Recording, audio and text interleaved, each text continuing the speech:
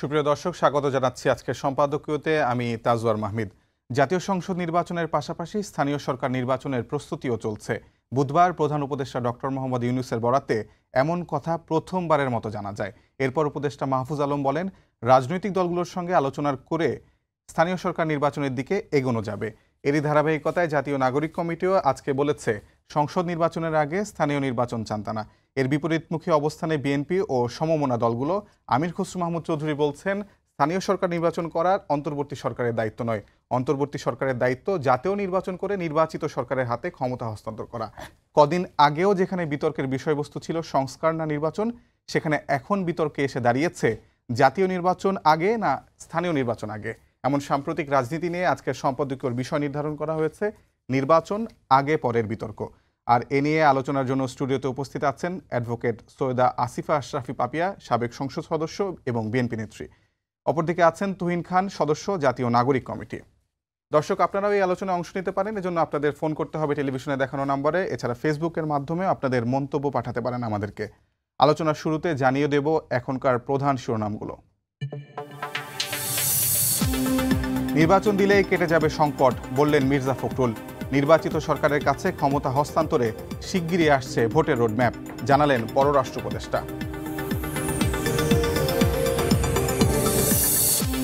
সংস্কার কমিশনের প্রতিবেদন পেলে দলগুলোর নিবন্ধন নিয়ে পরিকল্পনার ইঙ্গিত সিইসির। ভোটে অনিয়ম ঠেকাতে ইসিকে বিচারিক ক্ষমতা দেওয়ার পরামর্শ বিশ্লেষকদের। লন্ডন ক্লিনিকের চিকিৎসাধীন বেগম খালেদা জিয়ার শারীরিক অবস্থা স্থিতিশীল। ব্রিফিংয়ে ব্যক্তিগত চিকিৎসক। সন্তান ও নাতনিদের কাছে পেয়ে প্রফুল্ল বিএনপি চেয়ারপারসন। শতাধিক পণ্যে শুল্ক কর বাড়ায় জীবনযাত্রায় আবারও ধাক্কা। দ্রুত প্রত্যাহার দাবি জাতীয় নাগরিক কমিটির। সরকারের ওপর আস্থা কমবে মানুষের, বললেন রিজভী। দ্বিতীয় বোলিং অ্যাকশন পরীক্ষায়ও ব্যর্থ সাকিব আল হাসান। বল করতে পারবেন না আন্তর্জাতিক ক্রিকেটে। তৃতীয়বারের পাশ করলে উঠবে নিষেধাজ্ঞা। খেলা হচ্ছে না চ্যাম্পিয়ন্স ট্রফিতে।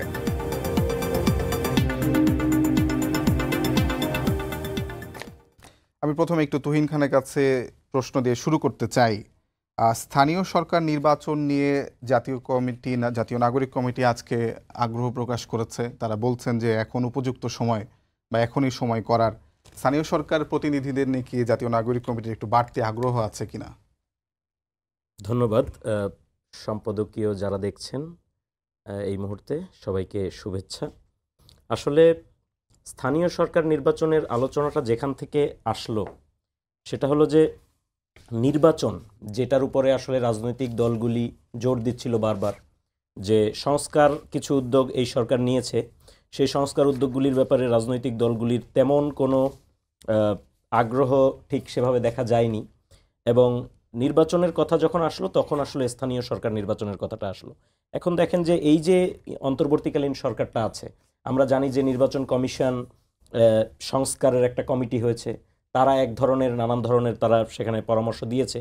সেগুলি বাস্তবায়ন করা বা কোনগুলি বাস্তবায়ন হবে না হবে সেটার ভিত্তিতে একটা ইসি গঠিত হবে, যেটা হয়েছে। এবং সেই ইসি যেই আইনের ভিত্তিতে নির্বাচনটা পরিচালনা করবে সেই আইনগুলি কিন্তু পুরাতন আইনেই রয়ে গেছে। এবং আমরা জানি যে নির্বাচন কমিশন যেই প্রতিষ্ঠানটা, সেই প্রতিষ্ঠানটা গত 10-15 বছর ব্যাপকভাবে দুর্বৃত্তায়িত হয়েছে। সুতরাং এই যে একটা সরকার আসলো, অন্তর্বর্তী সরকার, সে যদি একটা দেশব্যাপী সংসদ নির্বাচন করতে চায় তাহলে তার সক্ষমতার একটা ব্যাপার আছে। একটা বাংলাদেশের মতো একটা রাষ্ট্রে এখন এই মুহূর্তে ইলেকশন করার জন্য, সংসদ নির্বাচন, একটা সুষ্ঠু, নিরপেক্ষ এবং অংশগ্রহণমূলক একটি নির্বাচন করার জন্য ডেফিনেটলি যেই সক্ষমতা দরকার সেই সক্ষমতাটা অর্জন করার ব্যাপার আছে। সেই টেস্ট কেস হিসেবে কিন্তু আমরা এই স্থানীয় নির্বাচন, যেই স্থানীয় সরকার নির্বাচনের কথাটা বলা হচ্ছে, ধাপে ধাপে সেই সংসদ নির্বাচনের যেই সক্ষমতাটা, সেটা কিন্তু সরকারের অর্জন করার ব্যাপার আছে। এই কারণেই কিন্তু স্থানীয় সরকার নির্বাচনের আলোচনাটা আসছে। আমি যেটা মনে করি সেটা হলো যে স্থানীয় সরকার নির্বাচন, যেহেতু বিএনপি নির্বাচনের কথা বলছে বা অন্যান্য রাজনৈতিক দলগুলি নির্বাচনের কথা বলছে, সবাই যেহেতু একটা নির্বাচনমুখী আমেজের মধ্যে আছে, স্থানীয় সরকার নির্বাচনে আসলে সমস্যাটা কোথায় সেইটা আমার মনে হয় যে এটা স্পষ্ট না আর কি, যে যদি স্থানীয় সরকার নির্বাচন আগে হয় তাহলে সমস্যাটা কোথায়। সেই সমস্যার জায়গাটা আসলে খুব একটা স্পষ্ট না। না, মানে এখন স্থানীয় সরকার সংস্কার কমিশনের একটি তৈরি হয়েছিল, তারা তো এখনো প্রতিবেদনে পেশ করেনি এবং যতটুকু তাদের বক্তব্য থেকে জানা যাচ্ছে যে স্থানীয় সরকার বিষয়ক যে আইনগুলো সেগুলো নতুন করে ঢেলে সাজানোর প্রয়োজন আছে, বিশেষ করে দলীয় প্রতীকে নির্বাচন না হওয়া যেন, এছাড়াও যে স্থানীয় সরকারের যে কাঠামো সেগুলোতে পরিবর্তন আসবে। তাহলে এখনই উপযুক্ত সময় কিভাবে? মানে আমি যদি একটু কোট করি, আপনাদেরই নেতা তিনি বলছেন, আলাউদ্দিন মোহাম্মদ, জাতীয় নাগরিক কমিটির কেন্দ্রীয় নির্বাহী সদস্য, তিনি বলছেন যে সরকার নির্বাচন প্রক্রিয়া শুরু করার মতো পরিস্থিতি এখনই আছে। আগামী 2-3 মাসের মধ্যে সরকার তা শুরু করে যুগপৎভাবে স্থানীয় সরকার ও জাতীয় নির্বাচন প্রক্রিয়া চালাতে পারে।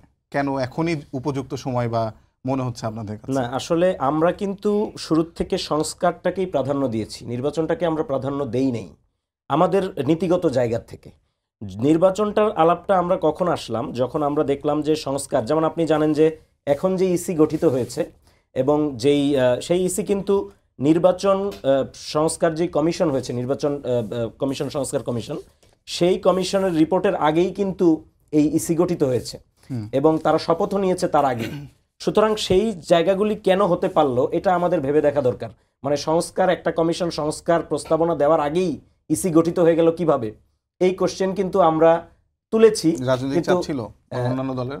ডেফিনেটলি আমার ধারণা কোনো না কোনো চাপ তো ছিলই, সেটা রাজনৈতিক চাপ কিনা সেটা রাজনৈতিক নেতারা ভালো বলতে পারবেন। আমরা তো আসলে কি বলা যায় এটাকে, মানে আন্দাজে ঢিল ছোড়াটা উচিত হবে না, কিন্তু ডেফিনেটলি সরকারের উপরে কোনো না কোনো একটা চাপ থাকার কারণেই হয়তো সে এই ইসিটা গঠন করতে বাধ্য হয়েছে, নাহলে সরকারের তো সংস্কারের একটা প্ল্যান প্রোগ্রাম ছিল।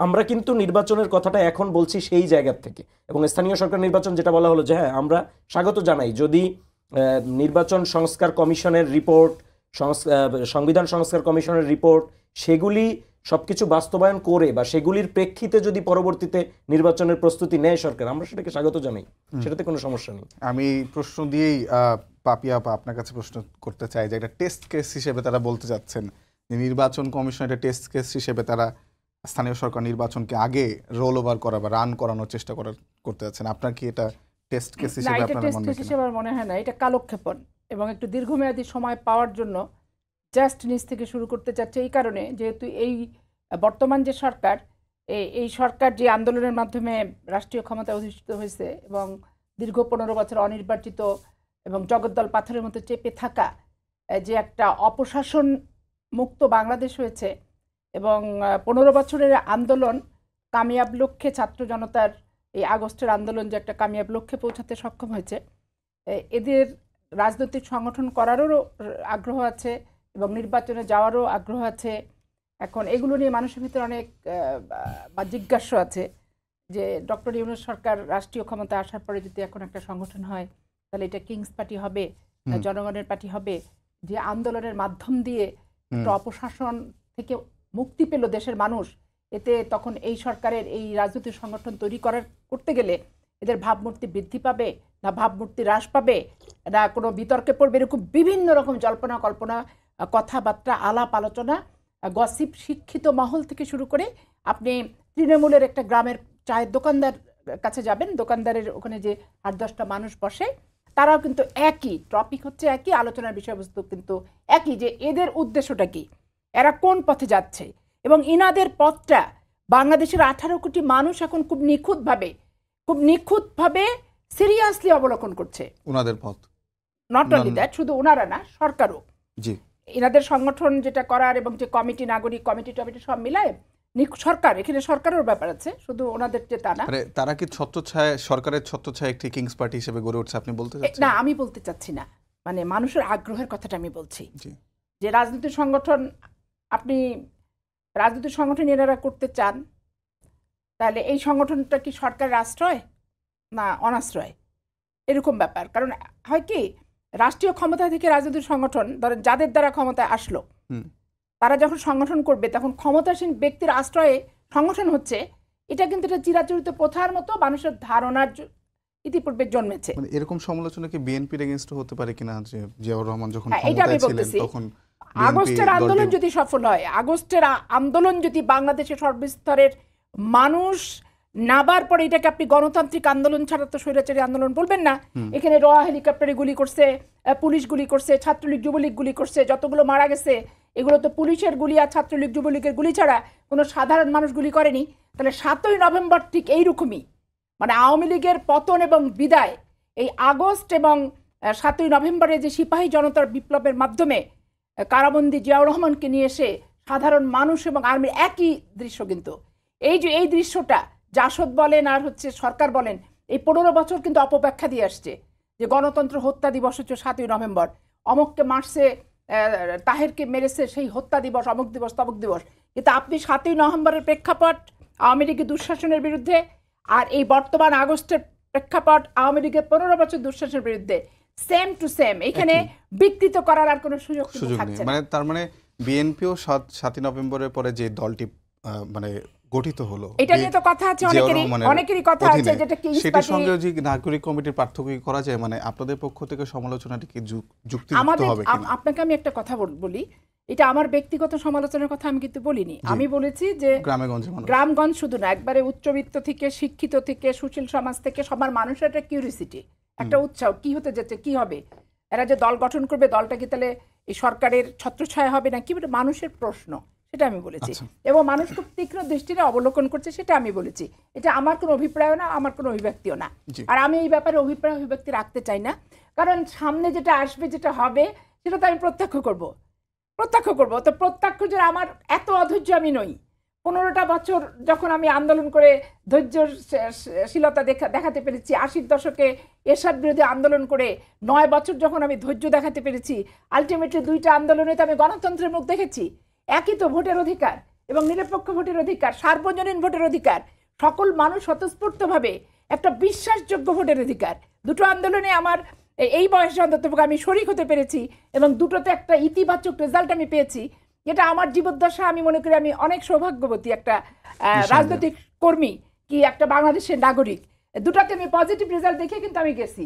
আমি মানে হতাশা নিয়ে আমাকে পৃথিবী বিদায় হতে হয়নি, কি আমার প্রত্যাশিত বাংলাদেশে আমি দেখে যেতে পারলাম না এই বলে আমার জীবনের শেষ হয় নাই। এটা আমি মানে আল্লাহর কাছে আমি শুকরিয়া জ্ঞাপন করি। আমি বাংলাদেশের প্রেক্ষাপটে স্থানীয় সরকার নির্বাচন প্রসঙ্গে স্থানীয় সরকার নির্বাচনে আপনি যেটা আসছে, এটা কালক্ষেপণ।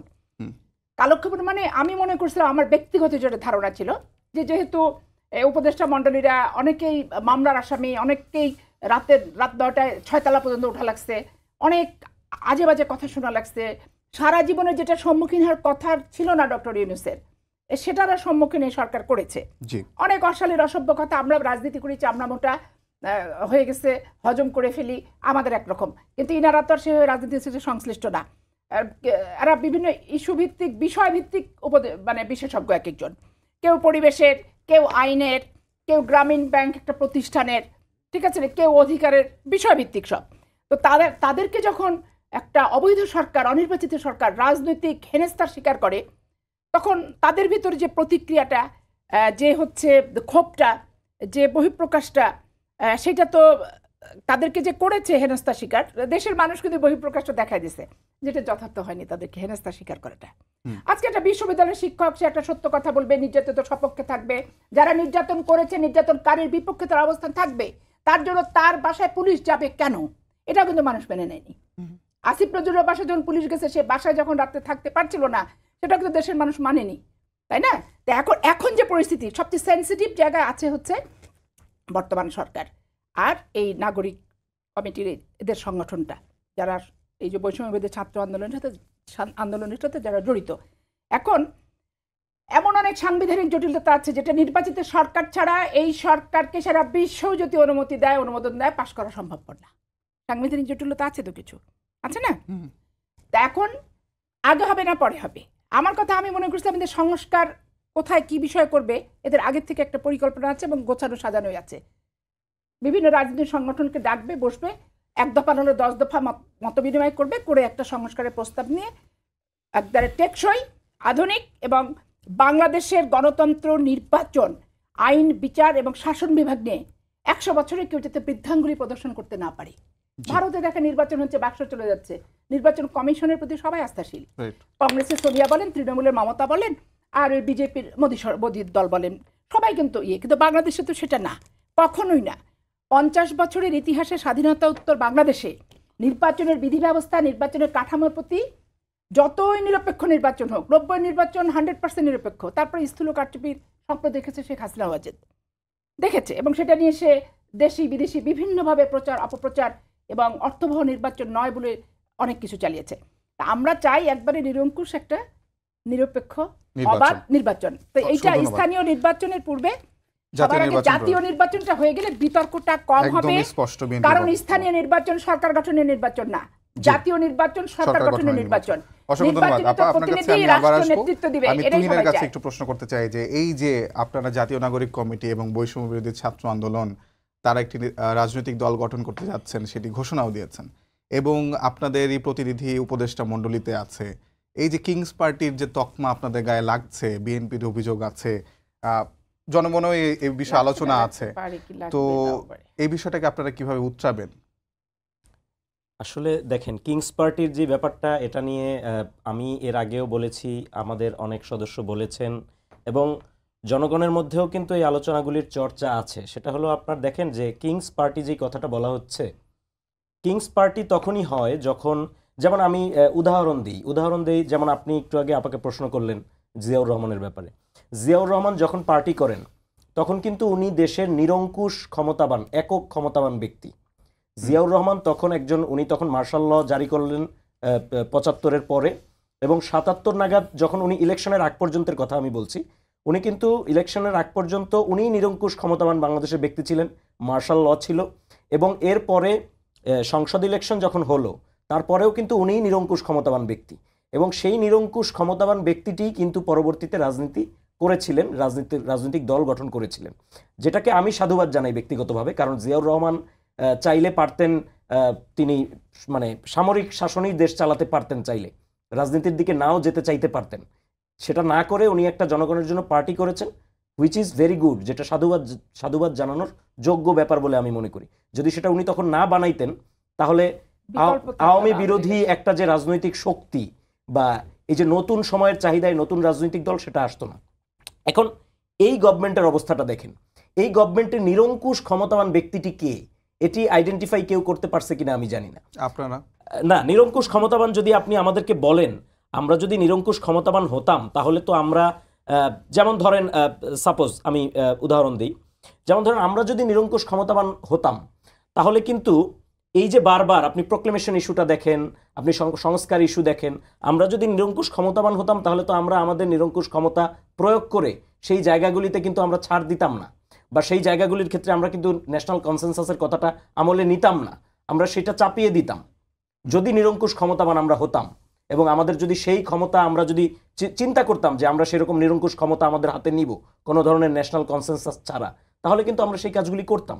আমরা কিন্তু সেটা করি নাই। যখন প্রোক্লেমেশনের ব্যাপারে আমরা দেখলাম যে একটা জাতীয় কনসেনসাস এখানে দরকার, তখন কিন্তু আমরা সেই জায়গায়, আপনি ইভেন দেখেন এই যে কি বলে রাষ্ট্রপতি ইস্যু, তারপরে সংবিধান ইস্যু, এই সমস্ত ইস্যুতে কিন্তু রাজনৈতিক দলগুলি, অনেক রাজনৈতিক দল তারা কিন্তু এখানে বিরোধিতা করছেন, ভিন্নমত জানাচ্ছেন, এবং সেই ভিন্ন মতের কারণে কিন্তু সেই জায়গাগুলিতে আমরা যদি একদম নিরঙ্কুশ ক্ষমতাবান যদি আমরা হতাম, তাহলে তো তারা এই জায়গাগুলি পেতেন না, এই জানানোর জায়গাটা তাদের থাকতো না, বা জানাইলেও আমরা সেটা হয়তো অত আমলে নিত না সরকার, যদি এই সরকারে আমরা সংখ্যাগরিষ্ঠ বা নিরঙ্কুশ থাকতাম।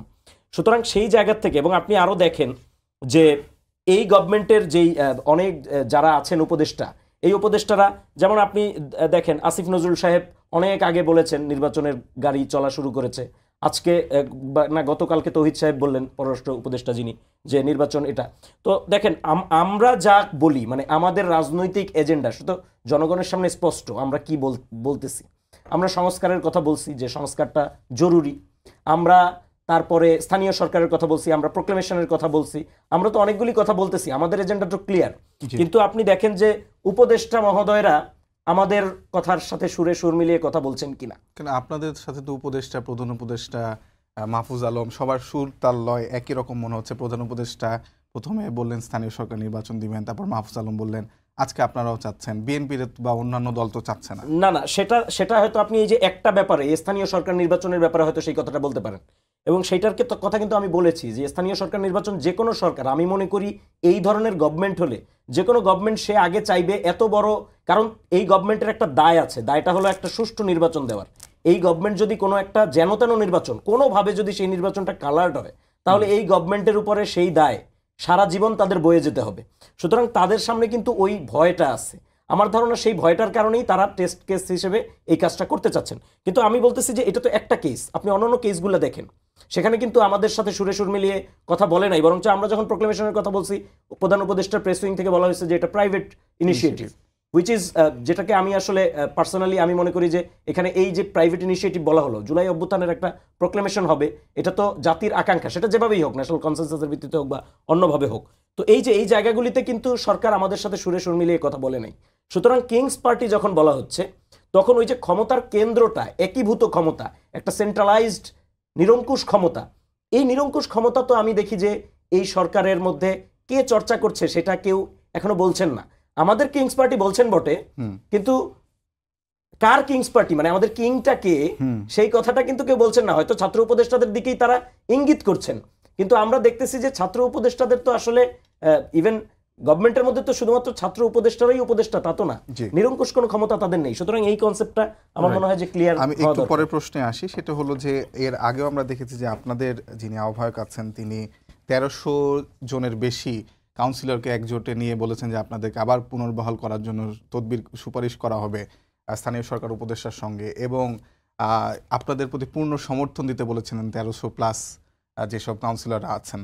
তো সেইটাই কি আসলে আপনাদেরকে দল গোছানোর জন্য কাউন্সিলররা একটু সহায়তা করবে বলে আপনাদের মনে হয় কিনা?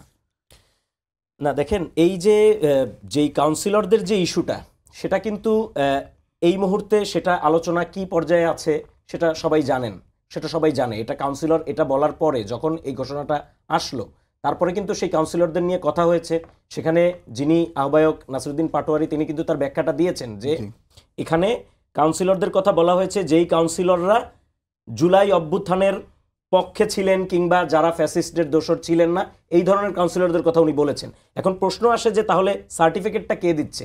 আপনি সার্টিফিকেট দিচ্ছেন কিনা যে কে জুলাই অভ্যুত্থানের পক্ষে ছিলেন বিপক্ষে ছিলেন? এখন দেখেন, এইটা নিয়ে আলোচনা চলতে পারে, কিন্তু আমরা কিন্তু জুলাই অভ্যুত্থানের পরে এই ধরনের দেখেছি, এই ধরনের দৃষ্টান্ত আমরা দেখেছি যে মেয়র, চিটাগংয়ের মেয়র যিনি, তিনি আগে মামলার রিট করছিলেন, উনি কিন্তু পরবর্তীতে বহাল হয়েছেন সেই মামলার রিটে। এবং আপনি জানেন যে কাউন্সিলরদের মধ্যে 10 জন কাউন্সিলর কিন্তু পরবর্তীতে কোনো এক এলাকার 10 জন কাউন্সিলর তারা কিন্তু পুনর্বহাল হয়েছেন তাদের আগের যেই রিট, সেই রিটের ভিত্তিতে। সুতরাং এই ঘটনাগুলি তো ঘটছে, এই ঘটনাগুলির ভিত্তিতে মূলত সেই পদক্ষেপটা নেওয়া যে স্থানীয় কাউন্সিলর যারা আছেন, তারা যারা এই কাউন্সিলরদের মধ্যে যারা অনেকেই আছেন, এখন কাউন্সিলরদের মধ্যেও একটা ব্যাপার আছে, ধরেন যে এই স্থানীয় কাউন্সিলররা সারা জীবন আওয়ামী আমলে এমপিদের ছোট ভাই হিসেবে তারা ছিল। এমপিরা যা বলেন স্থানীয়, মানে এই যে স্থানীয় সরকারের যে একটা স্বাধীনতা, সেই জায়গাটা কিন্তু তাদের ছিল না। সেই জায়গাটাও তারা এখন পুনঃপ্রতিষ্ঠা করতে চান, তারা চান না যে এমপিদের ছোট ভাই হয়ে তারা থাকবেন। সুতরাং সেই জায়গাটাও সংস্কার কমিশনগুলিও সম্ভবত সেই জায়গাটা দেখছেন, সেই জায়গা থেকে তারা কথা বলছেন। সুতরাং এই জায়গাগুলি থেকে মূলত ওই আলোচনাটা আসছে। ভাবি আপনার কাছেও একই প্রশ্ন, যে একটা চিঠিও মাঝখানে সামাজিক যোগাযোগ মাধ্যমে বেশ ভাইরাল হয়েছিল যে আপনাদের দলের মহাসচিবের পক্ষ থেকে দেওয়া হয়েছিল সরকারের কোনো পক্ষকে যে অমুক অমুক কয়েকজন কাউন্সিলরকে পুনর্বহাল করতে হবে। তো আওয়ামী লীগ আমলে আসলে কোন কোন নির্বাচন আসলে সুষ্ঠু হয়েছে যে মনে হয় যে তাদেরকে পুনর্বহাল করার প্রয়োজন ছিল বা এরকম সুপারিশ করা দরকার হয়েছে? স্পষ্ট করে আমার ব্যক্তিগত অভিমতটা আমি ব্যক্ত করতে চাচ্ছি যে স্থানীয় সরকারের যারা নির্বাচিত মেম্বারই বলেন, চেয়ারম্যান বলেন, কমিশনারই বলেন, পৌরসভার চেয়ারম্যানই বলেন, উপজেলা চেয়ারম্যানই বলেন, সবার মাথার উপর শেখ মুজিব আর শেখ হাসিনার ছবি টাঙিয়ে তারা চেয়ারে বসেছে এবং প্রত্যেকে শেখ মুজিবের মৃত্যুবার্ষিকী, জন্মবার্ষিকীতে উপস্থিত ফিজিক্যালি থেকেছে এবং তারা প্রত্যেকেই গমের অনুদান, টিআর, কাবিখা এবং এমপিদের ছোট ভাই, এমপিরা করতে চাক আর না চাক, ওনারা এমপিদের ছোট ভাই হওয়ার জন্য তাদের সহকর্মীদের ভিতরে যে প্রতিযোগিতা আমি 15 বছর দেখে এসেছি, তো সেটা তো অকল্পনীয় এবং অবর্ণনীয়, অসহনীয়। ঠিক আছে, তার মধ্যে থেকে আপনারা সিলেক্ট করেন। এই জন্য আমি ব্যক্তিগতভাবে এখানে আমি সিলেকশনের পক্ষে। আমি যেমন আমার রানীহাটি ইউনিয়ন চাঁপাইনবাবগঞ্জের আওয়ামী লীগের যে এমপি, তারও ইউনিয়ন ওটা, আমাদেরও সেটা, কিন্তু সেখানে যে আওয়ামী লীগের যে ক্যান্ডিডেট তার জামানত বাজেয়াপ্ত হয়েছে। ঠিক আছে, জামানত বাজেয়াপ্ত হয়েছে, মানে ভোটে এত অত্যাচার, এত টর্চার, এত ক্রসফায়ার একটা ইউনিয়নের উপর দিয়ে হয়েছে, এত গুম, এত অপহরণ যে তার ক্যান্ডিডেট ভোট কেন্দ্রে যেতে পর্যন্ত পারেনি। কিন্তু তারপরও আমার কথা হচ্ছে যে বাংলাদেশের 460টা উপজেলা এবং পৌরসভা যা আছে, ইউনিয়ন পরিষদ যা আছে, এখানে আমি বাছাই করতে আগ্রহী না। কারণ এই বাছাই করে আমি 10টা ইউনিয়ন পরিষদ চালায় ব্যক্তিগতভাবে কোনো লাভবান কিন্তু হওয়া যাবে না। এবং আইনের স্থানীয় সরকারের যে সুবিধাভোগী শ্রেণীটা আছে সেখানেও তারা খুব একটা লাভজনক করে কিছু যাবে না। এখন ইউনিয়ন পরিষদের নির্বাচনটা আগে করার ক্ষেত্রে মানুষের গসিপকে তো আর মুখে হাত বন্ধ করে দেওয়া যাবে না। মানুষের উৎসাহ উদ্দীপনা জানার যে আগ্রহ, এটাকেও কিন্তু বন্ধ করে রাখা যাবে না। ওটা হলেই যে শুধু বিএনপি সবকিছুর সাথে জড়িত তাও কিন্তু না। ইউনিয়ন পরিষদের নির্বাচনটা নিয়ে আলোচনা এই কারণে আসতেছে যে এরা যেহেতু রাজনৈতিক সংগঠন, ওনারা করতে চান কিনা, করতে চাইলে তৃণমূল থেকে তো সংগঠনটা করতে হবে, তৃণমূল থেকে। তো তৃণমূল থেকে সংগঠন করতে গেলে তাদের জন্য তো ইউনিয়ন পরিষদের নির্বাচনটা সবার আগে প্রয়োজন। কারণ ওইখানে তারা তাদের সংগঠনটা যদি করার আগ্রহ থাকে, এখন আগ্রহ আছে কিনা, সংগঠন করবে কিনা সেটা আমি বলতে পারবো না। তো মানুষের কিউরিয়াসিটি থেকে, আলাপ আলোচনা থেকে আমি যেটা পেয়েছি, আমাদেরকে প্রশ্ন করে যে ওনারা ইউনিয়ন পরিষদটা কেন চায়। ওনারা একটা সারা বাংলাদেশে আন্দোলনে লক্ষ লক্ষ কোটি কোটি লোক গেছে, সেটা ঠিক আছে। হাজার হাজার মানুষ ক্ষতিগ্রস্ত হয়েছে, গুলিবিদ্ধ হয়েছে, চোখ হারাইছে, হাত হারাইছে, পা হারাইছে, সেটা ঠিক আছে। মানুষের আত্মাহুতি দিয়েছে, সেটাও ঠিক আছে। এগুলো নিয়ে তো কোনো বিতর্ক কিছু নাই। কিন্তু ইউনিয়ন পরিষদের তৃণমূলের সংগঠন করতে গেলে তো লোক দরকার। একবার ইউনিয়ন ভিত্তিক যে মানুষ আছে পূর্বের থেকে রেডি করা, সংগঠন করার জন্য রেডিমেড ভাবে পাবে, সেটা তো না। তারা যদি সংগঠন ওনারা করতে চান, তাহলে ওনাদের সংগঠনটা যদি ইউনিয়ন পরিষদের নির্বাচন আগে করলে ওখানে একটা নেতৃত্ব বাছাই প্রক্রিয়া, কিংবা যারা নির্বাচিত হবে কি যারা হারবে, এখানে একটা পক্ষকে তারা নিয়ে তাদের দলের সপক্ষে যেই দলটি তারা ওনারা করবেন, কাজ করাতে পারবেন কি পারবেন না, এরকম কোনো অভিপ্রায় নিয়েই মানুষের কিউরিসিটি। এটা কেন্দ্রীয় পর্যায়ে রাজনীতির কোনো আলোচনা কিন্তু না। মানুষের উৎসাহ, বিভিন্ন রকম উৎসাহ, এটাই সেটা উৎসাহের একটা অংশ। আচ্ছা, এটা এই ইউনিয়ন পরিষদ নির্বাচনটা কেন আগে দিচ্ছে, তাহলে ওনারা সংগঠন করতে চাইলে তৃণমূলের নেতৃত্ব দরকার, যার নেতৃত্ব অন্তত পক্ষে তৃণমূল একটা সংগঠন হলে সেটার পরিবেশ পরিস্থিতি দেখে তারপরে তো করবে। এরকমও গসিপ আছে যে ওনারা আগে রাকসু ছাত্র কলেজ ছাত্র সংসদ নির্বাচন দিবে, সেখান থেকে ভিপিজিএস করে নেতৃত্ব বের করে নিয়ে আসবে। ছাত্রদল তো সব ক্যাম্পাসে আছে, না বের করে নিয়ে আসবে, এরকম গসিপ তো আছে। গসিপের সাথে আপনার সব বাস্তবতার যে মিলবে তা না। আর গসিপের সাথে বিএনপি সহ অন্যান্য রাজনৈতিক সংগঠন যে একবারে ইনভলভ তাও কিন্তু না।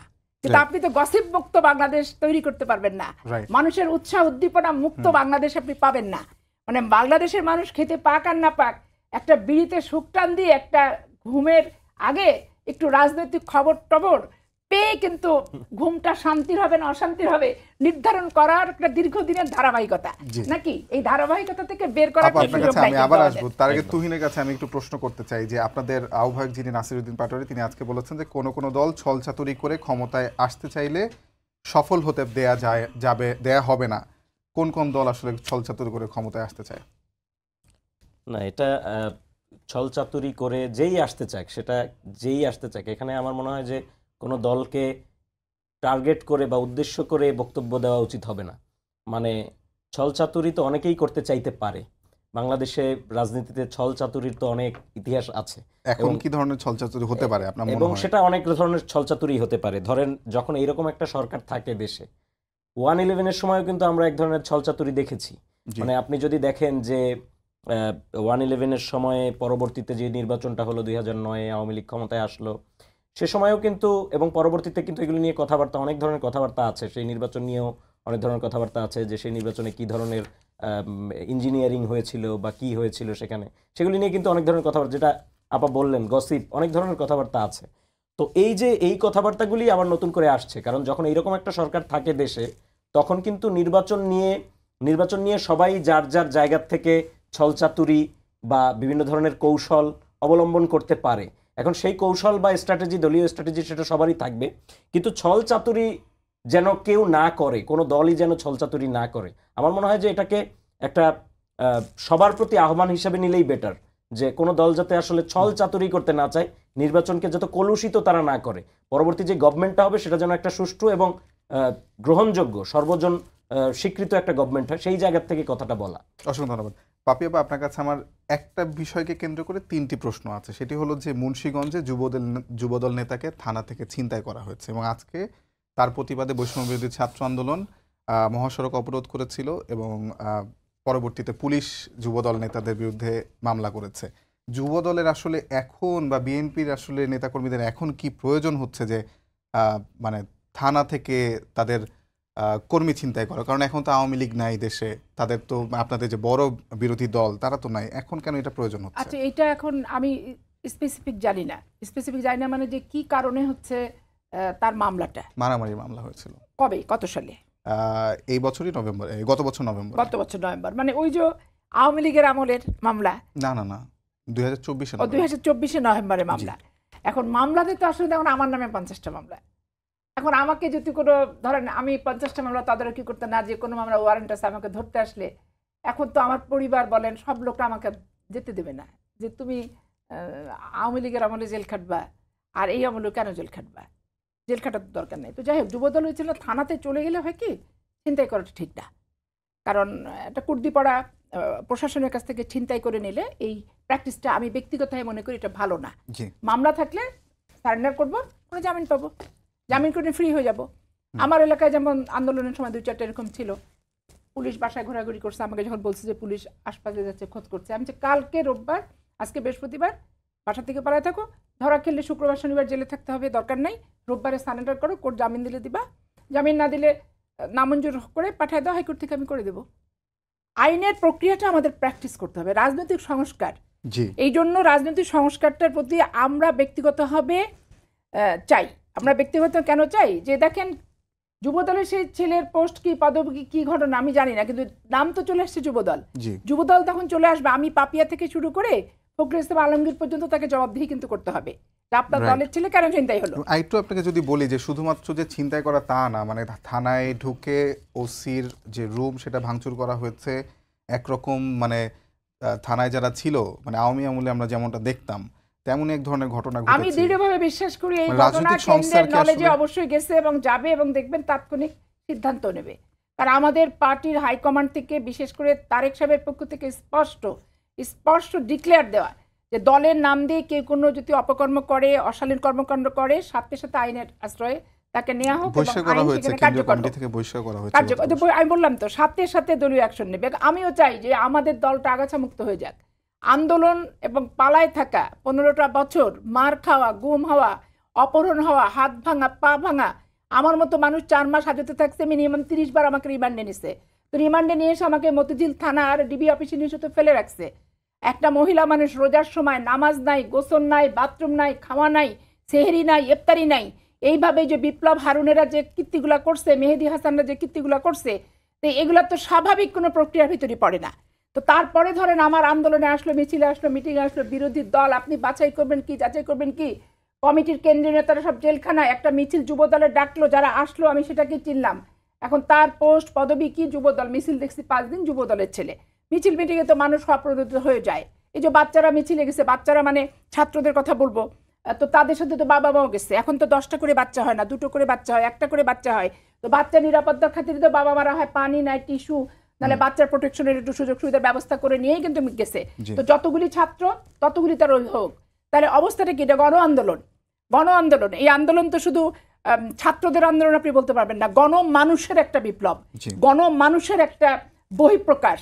তো গণমানুষের বহিঃপ্রকাশের কারণেই কিন্তু শেখ হাসিনা দেশ ছেড়ে পালাতে বাধ্য হলো, কিন্তু এত নিরাপদে দেশ ছাড়লো, আমার দুঃখ থেকে গেল। কারণ দেশকে নিরাপত্তাহীনতায় ভেঙে ওনার এত নিরাপত্তা সহকারে কিভাবে গেলেন, এটা অদূর ভবিষ্যতে কিন্তু এটা আলোচনার দাবিদার, এবং এটা নিয়ে অনুসন্ধান করার প্রয়োজন আছে বলে আমি মনে করি। অসংখ্য ধন্যবাদ। আপনার কাছে শেষ প্রশ্ন এই বিষয়ে, যে পুলিশের কাছ থেকে যে ছিনতাই করা হলো আসামি, এর ফলে বৈষম্য বিরোধী ছাত্র আন্দোলনের যারা মুন্সিগঞ্জ শাখার ছাত্র তারা সড়ক অবরোধ করলো, পরবর্তীতে পুলিশ অ্যাকশন নিতে পুলিশ মামলা করলো। এই ঘটনার প্রেক্ষিতে কি এমন দাঁড়াচ্ছে যে আসলে ছাত্ররা সবসময় আপনাদেরকে পথ দেখাবে, কিংবা ছাত্ররা একটা দাবি করবে, সেটা পরবর্তীতে আপনারা দলীয় কমান্ড থেকে সিদ্ধান্ত নেবেন? পুলিশ মামলা নিতে বাধ্য করলো, মানে পুলিশ মামলা নিল, পরে প্রথমে আসামি ছিনতাই ছেড়ে দিল, তারপরে যুবদলের 30 জন বা 31 জনের বিরুদ্ধে মামলা করেছে। তো এই বিষয়টিকে এমন দাঁড়াচ্ছে যে বৈষম্য বিরোধী ছাত্র আন্দোলন বা জাতীয় নাগরিক কমিটির সঙ্গে আপনাদের একটা দূরত্ব তৈরি হয়েছে। আমার ব্যক্তিগত অভিমত হচ্ছে যে দুটো জিনিসই নিয়ন্ত্রণে আনতে হবে।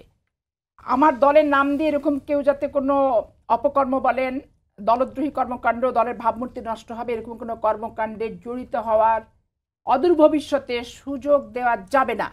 এই মর্মে শুধুমাত্র চিঠি দিয়ে আর ঘোষণা দিয়ে বিবৃতি দিয়ে প্রেস নোট দেওয়া হবে না, প্রত্যেকটা ইউনিটকে নাম ধরে ধরে চিঠি দিতে হবে এবং এগুলো কর্মী সভার মাধ্যমে আমাদের 31 দফা নিয়ে যেভাবে বিভাগ থেকে শুরু করে জেলা পর্যায় পর্যন্ত যাচ্ছে, দলের শৃঙ্খলা রক্ষার এই বিষয়গুলি একবারে ব্যাপক হারে ছড়ায় দিয়ে মোটিভেশনটা করতে হবে। মোটিভেশনটা করতে গেলে বাংলাদেশে যে 15 বছরের ট্রেন্ড আওয়ামী লীগ রেখে গেছে, আপনি একটা তৃণমূলের কর্মীকে ওখান থেকে নিয়ন্ত্রণ করবেন করতে গেলে আপনাকে যে কথাটা শুনতে হয়, আমাকে যেমন বলেছে যে ওএমএস এর ওই যে 10 টাকা কেজি চাল, ওএমএস এর যারা লাইন দিয়ে ট্রাক থেকে চাল নেয়, চাঁপাইনবাবগঞ্জের DC Jamaat Islam, open to all জামাতও বলে, ওনার অ্যাক্টিভিটিও তাই। তো ওএমএস এর তালিকাগুলো পর্যন্ত জামাত যেভাবে করে দিচ্ছে সেভাবে নিছে। অন্ধকল্যাণ সমিতি সেখানেও জামাতের নেতাদেরকে দিয়ে পুনর্বাসন, বিভিন্ন শিক্ষা প্রতিষ্ঠানের প্রেসিডেন্ট সেক্রেটারি ডিসি সাহেবরা যেহেতু পদাধিকার বলে প্রেসিডেন্ট, উনি জামাত যা বলছে উনি তাই করছেন। তো এখন এই যে মানুষের অভিপ্রায়, আমি আওয়ামী লীগ ছেড়ে তো জামাতের ডিসি চাই না, আমি আওয়ামী লীগের এসপি বাদ দিয়ে তো বিএনপির এসপি আমি চাই না, আমি কোনো দলের এসপি ডিসি আমি চোখেই দেখতে চাই না। আর প্রশাসক হবে জনগণের, দেশের, রাষ্ট্রের কল্যাণে এবং সকল মানুষের প্রয়োজনের, কোনো ব্যক্তির না, কোনো দলের না, কোনো গোষ্ঠীর না। এটা আমাদেরও যেমন সংশোধনের প্রয়োজন আছে, আবার সমন্বয়ক যারা আছেন ওনাদের যে বৈষম্য বিরোধী ছাত্র আন্দোলন আছে এনাদেরকেও চিন্তা করতে হবে যে সব কিছু নিয়ে মিছিল করতে গেলে রাস্তায় যানজট হবে, মানুষ বিরক্ত হবে, যে একটাকে মিছিল করে 15 বছর পর তাড়ালাম, আবার তোমরা মিছিল করে আর কত আমাদের জীবনটা নামে শেষ করবে। এতে মানুষের মনে একটা অশান্তি আসবে। আমাদের রাজনীতি অশান্তি দূর করার আমার প্রশ্ন এই যে আপনারা যে সংস্কারের দাবি তুলছেন, আপা একটি দলের কথা বললেন যে সেই দলের কর্মীরা বিভিন্ন জায়গায় ডিসিএসপি নিয়োগ করছে, আপনারা যে প্রেসার গ্রুপ হিসেবে কাজ করার দাবি করেন সেখানে আপনারা কি প্রেসার দিচ্ছেন সরকারের কাছে? মানে যদি দলীয়ভাবে আবার এসপিডিসি নিয়োগ হয়, সরকারি কর্মকর্তা নিয়োগ হয় বিভিন্ন জায়গায়, সেখানে আপনাদের প্রেসার কি? না দেখেন, এই যে দলীয় যেই কথাটা আসছে বিভিন্ন জায়গায় এসপিডিসি, ইভেন শুধু এসপিডিসি না, আরও বিভিন্ন জায়গায় মন্ত্রণালয়গুলিতে, সচিবালয়গুলিতে, সেই সমস্ত জায়গায়ও দলীয় ভিত্তিতে বা দলীয় নিক্তিতে এই পদায়ন বা দেওয়া হতে পারে। সমস্যাটা হলো যে এই জিনিসগুলি নিয়ে কোনো সুস্পষ্ট অভিযোগ আসছে না। আমরা সবাই বলছি, আপা জামাতে ইসলামের কথা বললেন, আবার বিএনপির কথাও আমরা শুনেছি দলীয় ভিত্তিতে পদায়ন, আমরা ইয়ের কথাও শুনেছি, আরও বিভিন্ন দলের কথা আমরা শুনেছি যে দলীয় ভিত্তিতে পদায়ন হচ্ছে বিভিন্ন জায়গায়। এখন দেখেন, বাংলাদেশের একটা মৌলিক সমস্যা আপনার এখানে প্রথমে আইডেন্টিফাই করতে হবে। সেই মৌলিক সমস্যাটা হলো কি, যে দেখেন আমাদের যে সচিবালয়, এই যে আমলাতন্ত্র, এই আমলাতন্ত্রে কিন্তু আমরা গত 15 বছর দেখেন এমনভাবে লেয়ারে লেয়ারে আমলা ঠিক করা, যে দলীয় আমলার বাইরে যে নির্দলীয় আমলা, সেই নির্দলীয় আমলাটা কারা এটা আমরা যখন খুঁজতে যাই তখন সার্চ লাইট দিয়েও এদেরকে খুঁজে পাওয়া যায় না যে নির্দলীয় আমলা কারা। আবার আপনি দেখেন যে যারা যেই পুলিশেরা, আপনি ইভেন এখন দেখতেছেন যেই পুলিশেরা আওয়ামী লীগ হয়েছিল গত 15 বছর বা গত 10 বছর, পুলিশ এবং অন্যান্য পেশাজীবী, এরা কিন্তু এখন ভোল পাল্টে কেউ বিএনপি, কেউ জামাত, কেউ নাগরিক কমিটি, কেউ এটা সেটা, এরকম কিন্তু অনেকে হওয়ার চেষ্টা করছে। তো এই যে জায়গাগুলি আমাদের পেশাজীবীদের প্রমোশনের জন্য বলেন, পদায়নের জন্য বলেন, এবং 15 বছর আওয়ামী লীগ যাওয়ার পরে তো অনেকের সুযোগ সৃষ্টি হয়েছে, তারা প্রত্যেকে যার যার ব্যক্তিগত ক্যাপাসিটিতে লবিং করছে। যার জামাত নেতার সাথে ভালো সম্পর্ক সে জামাত নেতার থ্রুতে লবিং করছে, যার বিএনপি নেতার সাথে ভালো সম্পর্ক সে বিএনপি নেতার থ্রুতে লবিং করছে। এই যে জায়গাগুলি, সুতরাং মানে এই যে দলীয় লবিং ছাড়া যে পদায়ন সম্ভব না, এটা আমাদের একটা কাঠামোগত সমস্যা। মানে প্রমোশন, এই যে আপনি দেখেন সচিবালয়ে যে আন্দোলনের পরপর অনেক প্রমোশন হলো অনেকের, এখন আমরা যদি বলি যে এটার একটা স্বচ্ছ ভিত্তিতে আমাদের সামনে দেন, গভর্নমেন্টকে আমরা বলবো যে আপনি দেন যে কি কি ভিত্তিতে কার কার প্রমোশন হলো, এতগুলি আমলার প্রমোশন হলো, এতগুলি পদায়ন হলো, কোন কোন ভিত্তিতে কার কার পদায়ন হলো, তাহলেই কিন্তু বেরিয়ে আসবে যে আসলে কারা কারা সেখানে প্রভাবটা খাটাচ্ছে। সুতরাং এই যে আমাদের কাঠামোগত পদায়নের যে কাঠামোগত সমস্যা, যে রাজনৈতিক লবিং ছাড়া জনপ্রশাসন এবং গুরুত্বপূর্ণ জায়গাগুলি, পুলিশ, ডিসি, এসপি এবং মন্ত্রণালয়, সচিবালয়, এই যে গুরুত্বপূর্ণ জায়গাগুলি, এগুলি যে রাজনৈতিক লবিং ছাড়া পদায়ন সম্ভব হয় না, এই যে আমরা এক কালচার তৈরি করে রেখেছি, এই কালচার আমাদের দূর করতে হবে। তাহলে আমি মনে করি আপনার কাছে সেটি হলো যে আপনারা যে আজকে বৈষম্য বিরোধী ছাত্র আন্দোলন বিএনপির এগেইনস্টে আন্দোলন করলো বা যুবদল নেতাকে ছেড়ে দেওয়ার প্রেক্ষিতে আন্দোলন করলো, আপনারাও বিভিন্ন সময় বলছেন kings party, BNP kings party, আপনাদের মুখপাত্র বলেছেন, আপনাদের সঙ্গে কি বিএনপির দূরত্ব বাড়ছে? শেষ প্রশ্ন আপনার। ব্যক্তিগতভাবে আমি বলবো বিএনপির সাথে আমাদের দূরত্ব বাড়ার বা কমার কোনো কিছু নাই। তার কারণ আমি আগেও বলেছি এবং আমাদের যারা নেতৃবৃন্দ আছেন তারাও বলেছেন যে এই অভ্যুত্থানটা, যেটা আপাও বললেন, এই অভ্যুত্থানটা একটা গণমানুষের অভ্যুত্থান হয়েছে। সব রাজনৈতিক দল এখানে মিলেমিশে কাজ করেছে, সবার এখানে হিস্সা ছিল, কিন্তু একটা পার্টিকুলার অংশের নেতৃত্বে আন্দোলনটা হয়েছে, রাজনৈতিক দলগুলির নেতৃত্বে আন্দোলনটা হয় নাই। এটা সত্য, এটা আপাও স্বীকার করবেন, এটা সবাই স্বীকার করবে। সেই জায়গার থেকে কিন্তু ছাত্ররা এখন দেশের, যেহেতু দেশে 52 বছর এই বা 53 বছর একটা রাজনৈতিক কালচার চলে আসছে, সেখানে একটা বহুদলীয় গণতন্ত্র, যেহেতু এখানে নতুন একটা কিছু এক্সপেরিমেন্ট, একটা নতুন একটা রাজনৈতিক দল, নতুন একটা রাজনৈতিক, যে নতুন রাজনৈতিক জি, চেতনা, বন্দোবস্ত আপনারা হ্যাঁ, চান। সেটা আমি, নিয়ে কাজ করতে চাচ্ছে। পাপি, সুতরাং আমি আপনাকে মনে করি, আমি just শেষ করি 30 একটু, আমি seconds। জাস্ট শেষ করি, জি। আমি মনে করি যে বিএনপির সাথে দূরত্ব বাড়ার কমার কিছু না। আমি মনে করি বিএনপির জায়গা থেকে সেই ইয়েটা করা দরকার, স্টুডেন্টদেরকে তারা, কারণ আমাদের দিক থেকে বিএনপি এত বড় রাজনৈতিক দল, আমরা তো চাইলে বিএনপিকে ঠেলে সরাতে আবার পারবো আপনার না। কাছে 10 এখানে সেকেন্ড, এখানে একদম 10 10 সেকেন্ডে সেকেন্ড। আমি দুইটা কথা শুধু বলবো যে 1 থেকে 50 পর্যন্ত সব আওয়ামী লীগ, তাতে আমার কোনো আপত্তি নেই প্রশাসনের ডিসিকে নিয়ে, কিন্তু আমি চাই প্রশাসনের চেয়ারে যখন বসবে দলমুক্ত হয়ে নিরপেক্ষভাবে তার কর্মকাণ্ড সে পরিচালনা করবে। এইটুকু প্রত্যাশা দেশবাসী হিসেবে আমার আছে। আর দ্বিতীয়ত রাজনৈতিক সংগঠন নিয়ে যে উনি যেটা বললেন যে, অনেক ধন্যবাদ আপা, আর সময় দিতে পারছি না। সবাইকে ধন্যবাদ জানিয়ে শেষ করছি আজকের সম্পাদকীয়। আগামীকাল আবারও দেখা হবে রাত 10টায়। দেখার আমন্ত্রণ রইল। শুভরাত্রি।